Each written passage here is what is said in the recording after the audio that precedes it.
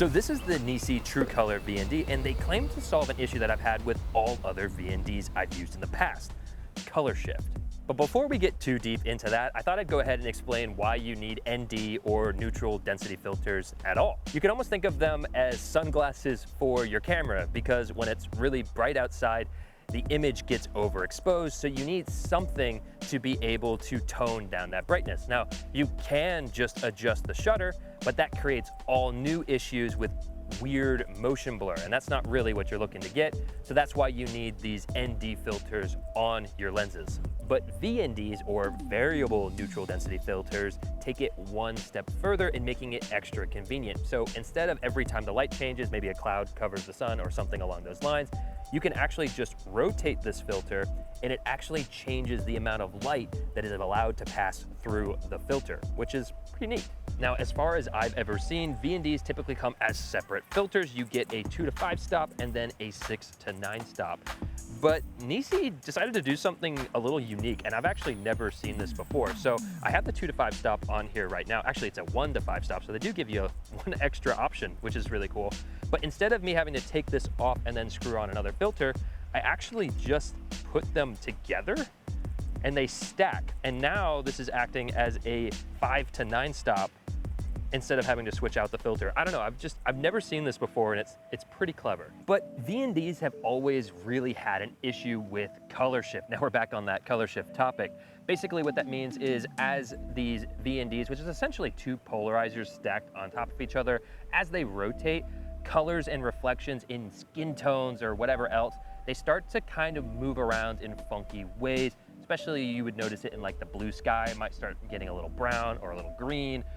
And skin tones, you don't realize how much light reflects around in your skin tones, but it does mess with that. So some people are like, no VNDs ever, only hard stop, NDs, that's the end of the story. But NiSi True Color VNDs claims to fix that. So we're actually gonna run a test here and see how that works. So we're gonna go from 1 stop all the way up to 9 stops with the NDs, and then we're also gonna film with the shutter cranked with no NDs, and we're gonna see just how true color these ND filters are. Now, there's really only one way to know if these VNDs are true color, and that is by looking at the footage. So the test that we ran, just so that we're all on the same page, is I shot with my Sony a7R5 at a colored backdrop, as well as me in there for skin tones. Now, to adjust for exposure, give or take, what we did is we left the ISO at 2500, which is one of the natives on this camera, and then we just adjusted exposure with shutter as needed.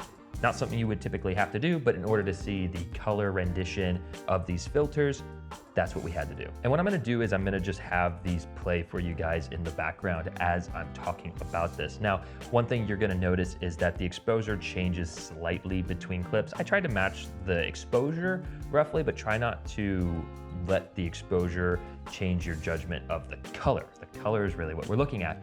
And from what I've seen, looking at no filter and with the filter applied, a lot of the filter color looks pretty good, but there is one that actually doesn't, and I'm gonna make sure that I point that one out for you guys, just so that we're clear and honest. But you will notice that there is a slight color shift still. Honestly, there's still VND filters, so you could expect at least some level of color shift to be happening. But what I will say is, from 1 stop to 8 stops, I'm not really noticing too much color shift. It pushes it slightly magenta. You can kind of definitely notice it in these more yellowy colors here, this tannish color, I would say. Now, the 1 stop, for some reason, that doesn't look particularly good, and this is just in my test, do keep that in mind, is 9 stops of ND. I don't know why, but it does look different than without the filter. Again, VNDs, this is bound to happen, but it's really cool to see that from 1 stop through 8 stops, that's not really an issue at all. And just so that you guys can see, this is what I did for my color. I left it pretty much simple. I do have a color space transform, so I transferred it to ARRI, then I color corrected that ARRI with the ARRI LUT that's built in to Davinci Resolve, and then I adjusted my exposure. Now you'll notice that I do have a color node here, but I didn't actually add anything to the color node because again, I'm not trying to fix the color. I was just trying to show you exactly what I was getting out of camera without skewing the results. So just real quickly, I'm gonna go ahead and try to see if I can't adjust some of that magenta-y tone that I'm getting right here in these tannish colors. And simply all I'm gonna do is come over to my tint and just try to add in some green. See if I can offset that. That might be too much. Maybe somewhere around -3, and maybe add just a smidgen of warmth back into it. And we can just compare. And after doing just a little bit of tweaking, I think I got it to look relatively close. There is a little bit of a contrast difference, but that's just because of my exposure. But the color you can see now between the two clips is almost exactly the same, actually. So even though there is some color skewing happening at 9 stops specifically, it's easily fixable in post-production. Now, there you have it. That is the color of the NiSi Swift True Color filters. I'm curious to hear what you guys have to think about these filters. Do you think they were really true color, or are you still gonna stick to more hard stop ND filters? Both are totally valid. I personally think that these NiSi True Color Swifts are pretty solid, especially when you consider the price. They're about $400 for the entire kit, whereas some other filters are like $300 for just one filter. So you can kind of see the value there. Also, additionally in this kit, you do get a quarter Black Pro Mist, which I'm using right now. Black Pro Mist is great. I actually think that this one favors a little bit lighter than maybe a quarter, which honestly is to my preference. I don't like it when you have a little bit, I don't know, too much of a softening happening. Basically, it's gonna just make those highlights and the light from the back just kind of bloom a bit. So I actually have it on there right now, so you can see I have a flashlight here.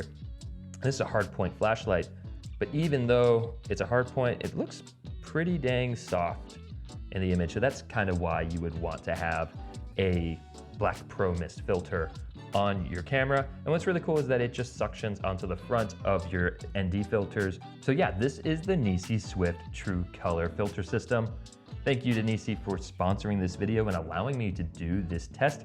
Definitely feels a bit risky to just let me blatantly do a color test like this. And even though I did find a slight issue, I do think that the filters overall are great quality for the price. Now, you may have noticed that a lot of the other footage in this was in anamorphic. We were actually shooting on the Blazar Kato 2X anamorphic. This lens is not out yet. This is the 50mm. I also have the 85mm, and I will have more content about those lenses coming up soon. I'm actually flying out to Japan literally in like 6 hours. So if you want to see some cool content about those lenses, definitely hit subscribe so you don't miss out on that. Guys, I hope that you have a fantastic week, and I will see you all in the next one. Take it easy, guys.